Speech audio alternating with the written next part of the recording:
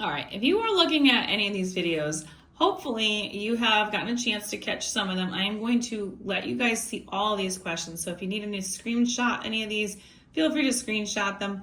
Now, these are not saying that they can't be used a calculator with. So if you do need to check them, you can always check more, or you can always just ask me and I can tell you if you're right or not. So we are going to look at a couple of these. I'm not doing all of these, so you're fully aware. I'm just going to zoom in so you can see them. They are written horizontally, which is really challenging for some people. So I'll do a few of them. I'll do like kind of one of these ones up here and then one of the more challenging ones, and we'll do some subtraction as well. But as you can see, these can get very tricky with mixed numbers especially. And so just so you guys know that we have these options available. So feel free to screenshot them as you pause it, and let's get started with a few of these. So when we're talking about the first one that we had here, we have, I'm gonna write it vertically. So 5 and 5/6, and we're gonna add 2 and 2/3 to it. Now, when we're talking about the whole number part, we don't need to really worry about the whole number at the moment. We're just focusing on just the fraction. We need to have common denominators here. I can make 3 1/6 if I multiply it times 2. And I can multiply, if I multiply it times 2, I need to do it with both the top number and the bottom. 2 times 2 is 4, and then the bottom, 3 times 2 is gonna be 6. Now, we're not doing anything different with this. This is 5/6. We're gonna keep that the same. So basically, I'm just gonna kind of cross these out for a second, very lightly so you can see. We're gonna add together. These are 6. 5 plus 4 is 9. Now, this is 9/6. That's an improper fraction here. So I wanna see how that would look as a proper fraction or a mixed number. 9 can be divided by 6. 6 goes into 9 one whole time, and that would be 6. And that leaves me with 3 more remaining, and these are 6, so this would be 1 and 3/6. That can be reduced to 1 and 3/6 is the same thing as 1/2, right? 3 is half of 6. So this is 1 1/2. So we're gonna take the fraction part and we're gonna add that to what we do when we add this here. So 5 and 2 is just 7. So we're gonna have 7 plus this 1/2 right here, 1 and 1/2. So altogether, I have 7 plus 1 is 8, and then I have that half. So my finalized answer on that one is 8 and 1/2. Let's try to do another one of these ones here. We're gonna do one with 3 digits now. My phone has been struggling.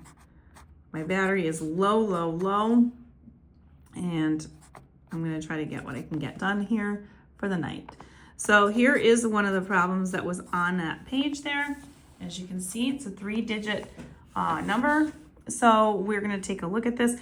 And now there is nothing here, so I'm just gonna kind of fill it in with a 0 so it just keeps a place of something. Now, we have 3 different denominators here that we have to focus on. We need to have a common one. That common number that both numbers can go into, or all 3 numbers, sorry, can go into would be 18. 18, if you multiply 9 times 2, you get 18. So we're gonna multiply the top and the bottom by 2. 2 times 2 is 4. 9 times 2 is 18. We're gonna times this fraction by 3 times 6. So this one's gonna be times 6. 2 times 6 is 12. Again, this is gonna be 18ths.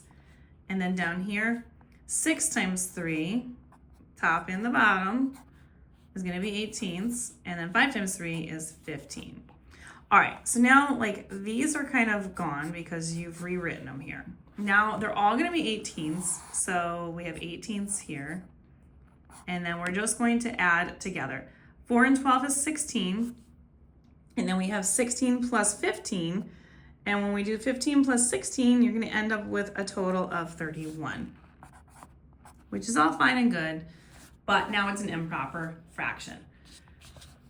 We can go ahead, I'm just gonna add these together real quick. So 2 plus 0 plus 4 is 6. So we have the whole numbers are 6. So we have 6 and 31/18ths, but this is an improper fraction, so we need to fix this. Now 18 can go into 31. Now the question is how many times can it go in there without going over? The answer is it can only go in one time. If it goes in twice, that's 36, so it's way too high. So we have 31, and we're going to subtract 18 from it because it's only going in ones. And that leaves me with 13.